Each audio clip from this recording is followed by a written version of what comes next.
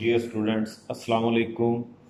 آج ہم ایڈمنسٹریٹو لا 2 کے اس لیکچر میں the Punjab civil servants appointment and condition of service rule 1974 کا رول 15 پڑھیں گے۔ رول 15 ڈیل کرتا ہے ڈیپوٹیشن کو۔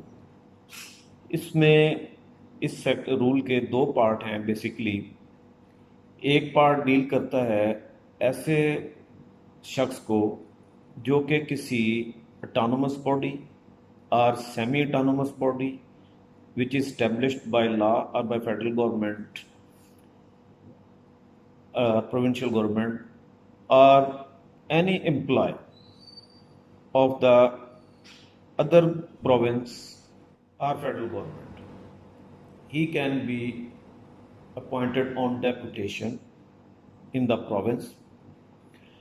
اور اس کے لیے شرط یہ ہے کہ جس شخص کو ڈیپوٹیشن پہ اپوائنٹ کیا جانا ہے اور جس سیٹ پہ اس کو ڈیپوٹیشن کے لیے اپوائنٹ کیا جا رہا ہے وہ اس سیٹ پہ اپوائنٹمنٹ کے لیے جو ریکوائرڈ کوالیفیکیشن ہے، ایکسپیرینس ہے یا لینتھ آف سروس ہے، جو بھی ایلیجیبلٹی کرائٹیریا ہے وہ اس کو فلفل کرتا ہو، تو اس کو یہ چونکہ پروونس آف پنجاب کے روپ ہیں تو پروونس آف پنجاب کے بارے میں ڈیل کرتا ہے کہ کسی پرائیویٹ کسی سیمی گورنمنٹ یا سیمی اٹانومس یا فل اٹانومس آرگنائزیشن سے یا کسی دوسرے پروونس سے یا فیڈرل گورنمنٹ سے اس کو ڈیپوٹیشن پہ پروونس آف پنجاب میں ٹرانسفر پوسٹ کیا جا سکتا ہے۔ اب یہ جو پوسٹنگ ہے یہ میکسیمم 3 سال کے لیے ہو سکتی ہے۔ اس میں انیشلی 1 سال کا پیریڈ بھی ہو سکتا ہے، 2 سال کے لیے بھی ہو سکتی ہے deputation, but should not be more than 3 years. اگر 1 سال کے لیے ہوئی ہے فار انسٹنس، اس کو اس کے بعد ایکسٹینڈ بھی کیا جا سکتا ہے، پھر اس کو فردر ایکسٹینڈ کیا جا سکتا ہے، but it should not be more than 3 years in any case.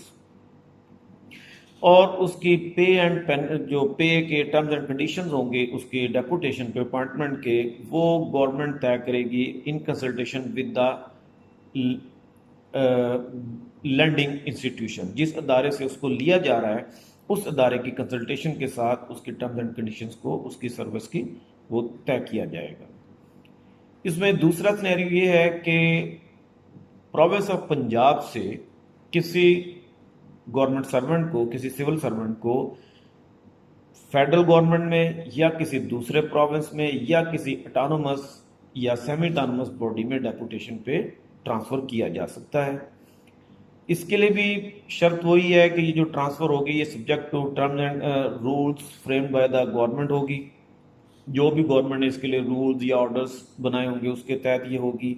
اور جب کسی آدمی کو ڈیپوٹیشن پہ پروونس سے دوسری جگہ بھیجا جائے گا تو ایک تو وہی شرط ہے کہ وہ اس ڈیپوٹیشن کے لیے جس سیٹ پہ وہ جا رہا ہے اس کے لیے ریکوائرڈ جو کرائٹیریا ہے فار اپوائنٹمنٹ وہ اس کو کنڈیشنز کو فلفل کرتا ہو، اور اس کی آگے ٹرمز اینڈ کنڈیشنز کو وہ ڈیسائیڈ کیا جائے گا in consultation with the boring authority.